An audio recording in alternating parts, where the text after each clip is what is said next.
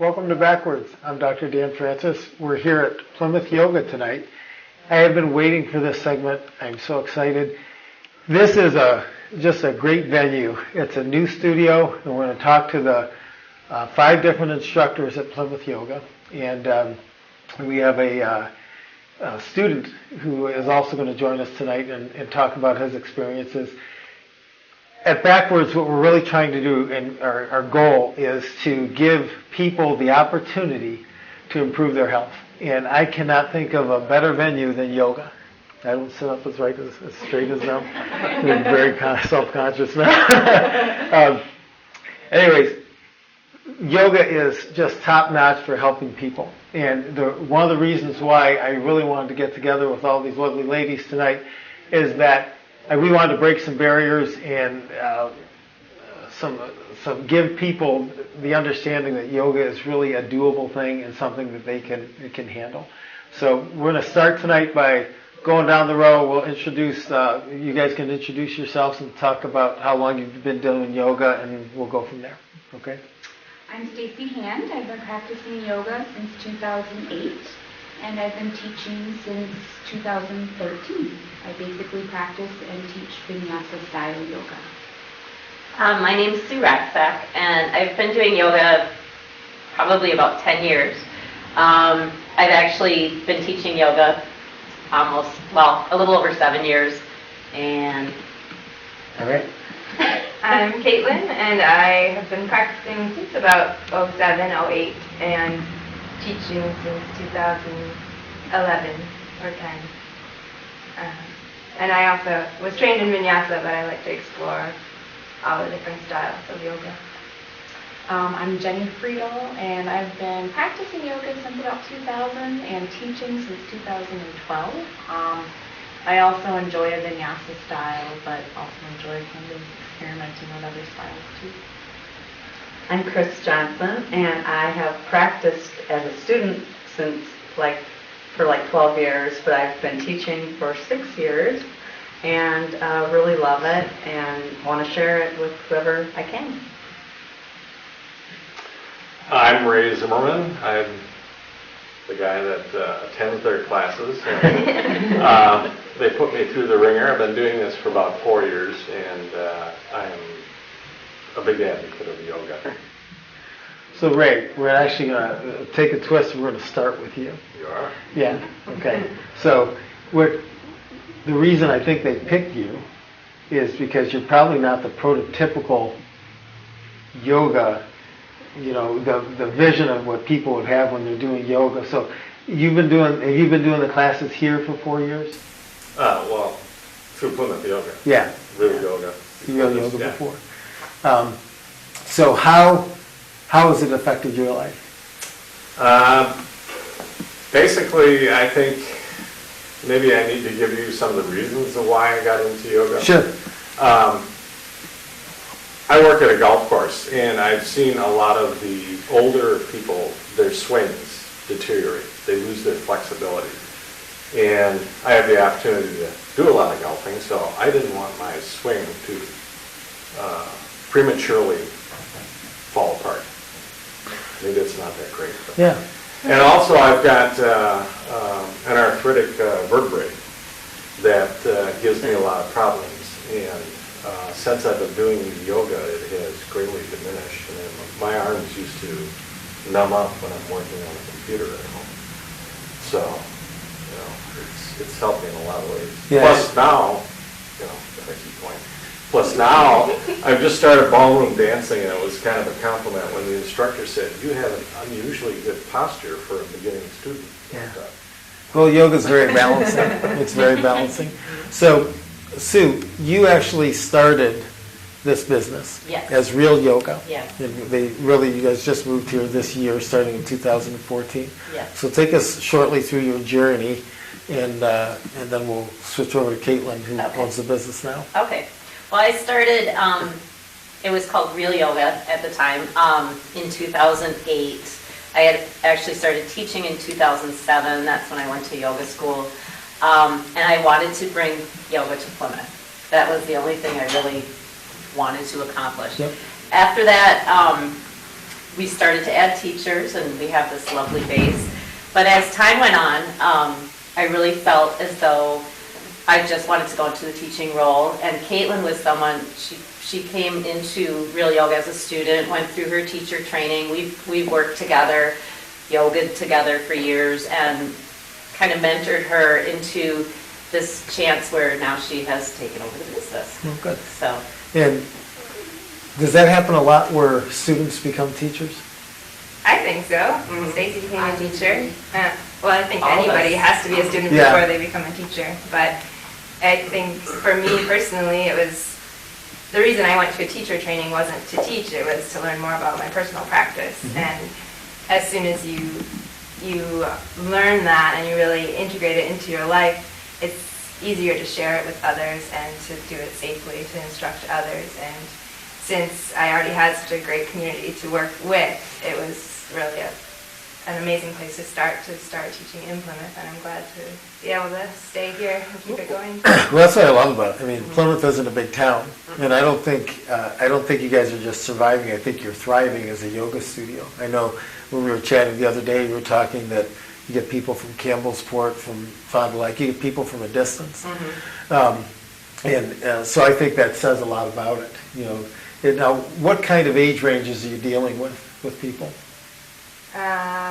All ages. I have people bring their children in, and they're maybe 10, and then we have, 87, I think, Yeah, is the that's oldest my oldest, person we is know. 87. Not everybody discloses their age, but Yeah. anybody who is willing to try can come.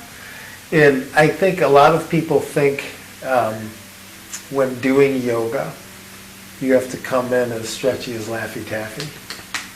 Long. Tuck. No, most people, when they come in, they're really worried about being flexible, but the whole purpose of coming is to gain flexibility and to gain just comfort in yourself, to be able to try new things and to really improve your health. Are people a little self-conscious when they come in? People are very self-conscious when they first come in, but we really try to, as instructors, we try to make them feel more comfortable so that they'll try things that are going to improve their health, make their overall life better. It's important to get instruction. Why? Why is it important to get yoga Instruction. instruction? So that you're taking care of yourself and not maybe doing things, taking it beyond maybe where you should be. A good teacher can really look out for your health. Yeah, I agree. I think that's huge. Because I know when I run, there's what I think I look like, and there's what I look like. And I think that's what happens in yoga, right? I mean, if you're doing a video, you maybe think you're doing it right. And I'm not to say that people shouldn't do videos, but boy, getting some instruction in spatially understanding that this is the correct positioning and this is what it should feel like and this is how your feet should be, that makes a big difference so the injury potential goes down, right? And then we get modifications and Right. how to use different props to help enhance your pose. Especially if you don't have the flexibility, right? Because it's step by step. We have a bunch of props here we'll talk about in a second. What about strength? Well, I think you gain strength in yoga.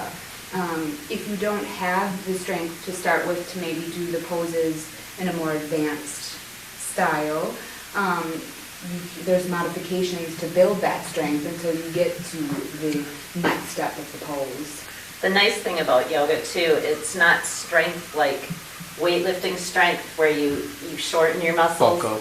It's meant to strengthen and create long, lean muscles, which, work better. Well, they do. Feel better. Well, But it's, yeah. I agree, and I remember my nephew came over and did I forget what yoga tape we did, but he's a big guy, and he was pretty humbled how strong he is. He can lift the world, but hold your arms out and what is that, Warrior 2, for 30 seconds, and you're shaking like a leaf on a tree, and that's sort of humbling, and especially when you look at. I always tell patients that flexibility. Strength is useless without flexibility. If you don't have flexibility to go with it, it's just not the complete package. And the other way around, flexibility. There are people who come in here and they can do everything, but they're they're not stable, supporting right? Yeah. themselves. Yeah. It is. It's a balance, isn't it? It's a balance. Can anyone talk about breath work in yoga? What the importance is there? Well, the breathing, there's so many things that go with breath work, so I'll just start out. That could be a whole show. Right. But the breathing, when I teach a class, the main thing I use breathing for is mindfulness and to keep yourself in the present moment. It's something that you can focus on as you're inhaling and exhaling, and you're really tuning into what is happening in your body and your yoga practice, and not what your next door neighbor is doing. And it keeps you just able to be present. That's very important in yoga. It's very important. It's one of the big things. But it also allows you benefits like lowering blood pressure and physical attributes as well. Well, isn't that that mindfulness of the presence? Isn't that one of the things you take out of the class and you can then use in your that's everyday what I life? was going to say, is that a lot of your practice that you have within the studio, you take that out into your life. Even like the things as simple as a balance pose. When we fall out of balance in life, we need to know how to pick ourselves up and just restart again. And when you practice balance poses, you kind of, that all connects together, and it really is part of your life. It integrates into your being, your mind, the way you react to things, the way you handle situations, whether it's in yoga class or in your life. Well, I've done a lot of athletics, from football to triathlons to whatever. And when I do yoga, I walk away feeling more balanced than anything. Probably the next closest thing would be swimming. And I think that's one of the things that just, you get done with an hour of yoga, you're like, wow, I feel really complete. Strong, balanced, it's really neat. It's amazing. And I think anyone who can partake in that on a regular basis is just incredible. You should try to get to a class regularly. But boy, doing even just a few minutes a day goes a long way. Mm-hmm. So we have a couple of props here. We're going to do in our next in the second segment is we're going to actually do some yoga poses. We're going to talk about the different styles of yoga that they offer at Plymouth Yoga. We've got, I think this is a yoga block of foam one. It's cork. Cork. It's very, very dense. That's awesome. That feels cool. These are yoga mats. Those help. What is this? Sandbag. Sandbag 4. You can use it like putting it on a person's back. Or, to stabilize. Yeah. And then a yoga strap that helps with flexibility. So we're going to take a break shortly for a short period, then we're going to come back. We're going to do some yoga. See you in a few minutes.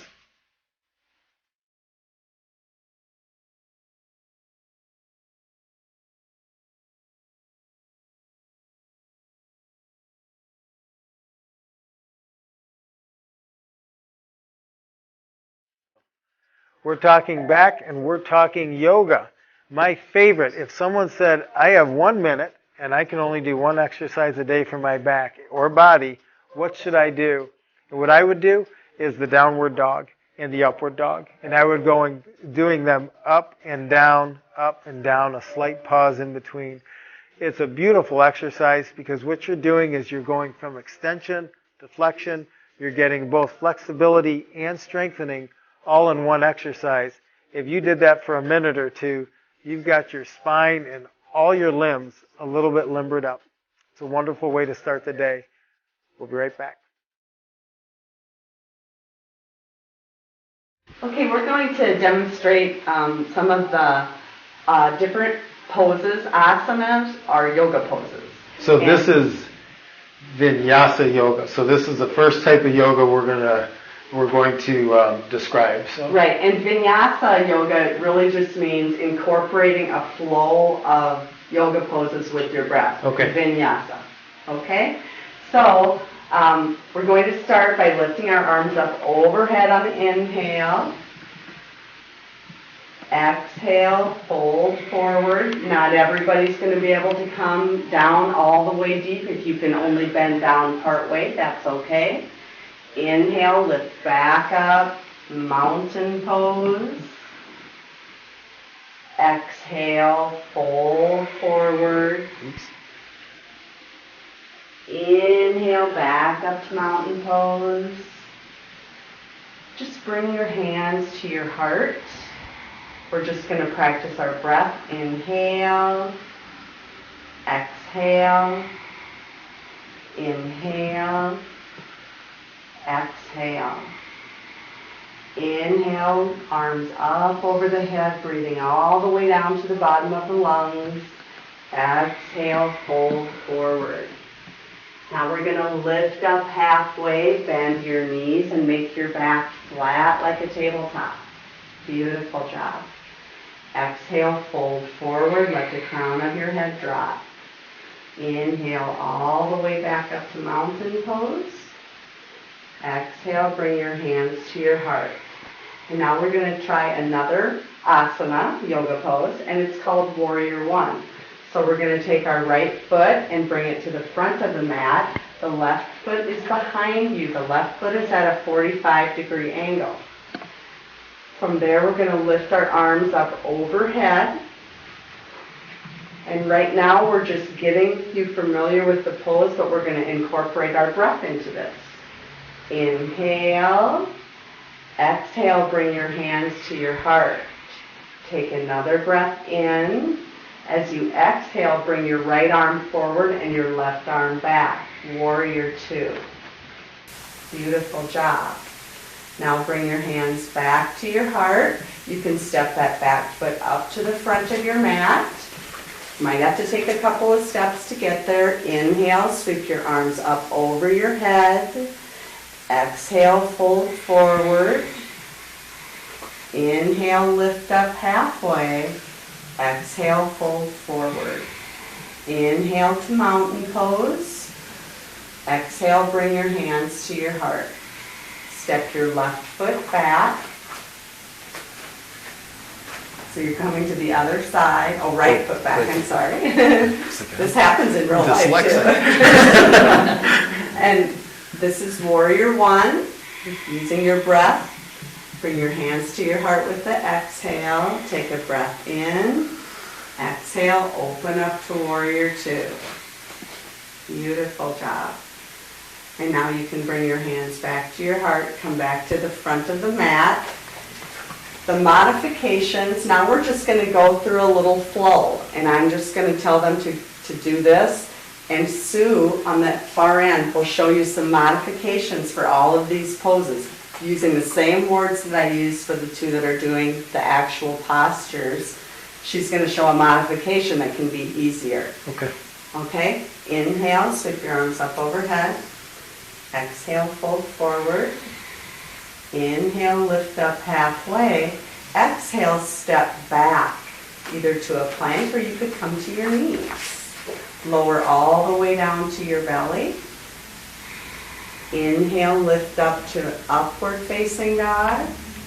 Exhale to downward facing dog. Lift your right leg up to the sky. Bring your foot between your hands or bring your knees to the mat and come up to Warrior One. Take a breath in. Exhale, bring your hands down to the mat. You can either step into a plank or come to your knees. Lower down to your belly. Inhale, up dog. Exhale, down dog. Lift your left leg up to the sky.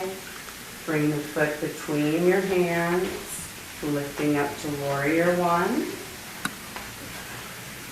Take a breath in. Exhale, bring your hands down to the mat. Step back either to your hands and knees. And then we're just going to come down to our knees. We're going to bring our knees to the outside edges of the mat. Bring your forehead down and press your butt back to your heels. And this is where we rest. At any time during a vinyasa class, you can come into this pose right here. What is that pose called? It's called child's pose. So it's just a great way to come back, regain your breath. So you can see with what we just did that everything is a flow of your breath, that you connect all these asanas with your breath. And there's lots of ways to modify. You don't have to be able to do all the amazing things. We all start somewhere. So we're going to switch now to Yin Yoga, I believe. So this is another different type of class that's taught. That's a small segment, but you saw a little bit of the flow. You saw me having the rubberneck because I don't listen well. So we're going to start just sitting here. So come down on the mat and bring the soles of your feet together into a butterfly position, just letting your knees fall open. My knees don't fall If you feel like you're going to roll backwards, Dan, maybe you should pop yourself up on a block and just sit your butt on a block. I'm all right. Okay. But Well, see if I roll. You probably could. Okay, so we're just going to stay here. In Yin Yoga, we hold poses for typically maybe 90 seconds to 3 minutes, which we don't have time today to do, so we're going to kind of buzz through some Yin poses. But most of the time we would be in this, and in this position we would start to round our spine down, rounding our head down towards Do our... I pull to do that? I Pardon mean, me? do I pull? No, you allow breathing and gravity. You just inhale, exhale, find that release, let yourself drop into it. If you think about the old gym class when we were all kids, they would have us bounce and try to stretch deeper. And this is much, gentler. Breathing in and out, exhaling, letting yourself drop deeper. Okay. And normally, like I said, we would stay here longer. So let's sit up, bring your hands behind your back, just sit up to a nice tall spine, neutralizing your lower back, staying in that butterfly. And then we're going to keep our left leg bent and extend your right leg straight out in front of you. Take your fingertips and reach for your right toes. And if they're too far away, Caitlin's demonstrating using the strat, modifying, coming into a forward fold. Again, we would hold this for maybe 2 or 3 minutes, deepening this stretch through the back of your right leg. Because we are in this forward fold for such a long period of time, it is okay to round your spine. As You can see there are different levels of expertise. Yeah. Well, and it's all really based on listening to your body and honoring what feels right for you. Yep. And then we would switch out our legs. So go ahead and take your other leg. And what's always interesting when we do a Yin class is noticing how deep you're able to get on one side when you do sit in it for a while. I was also going to ask you, is it common? Like I feel much more tension on this side than I did on the other. Oh, yes. So we're not always equal. No, definitely not. And I mean, when you think about the body, we all have a dominant side. And whether you have, a lot stronger issues or, just strength on your right side because you're right-handed, that might make your left side feel tighter. Sure. Or vice versa. Or, so, yep. And then we're going to go ahead and bring yourself onto your backs. Behind you are blocks, you guys. Taking a block. So lie down on your back. Get the block out of the way. Push your feet into the floor and lift your hips up. Place that block underneath your hips, just at the lowest level. And then rest your hips on there. We're going to take our legs straight up. So this pose is called Viparita Karini. It's a big fancy word for legs up on the block. And basically, it's an inversion.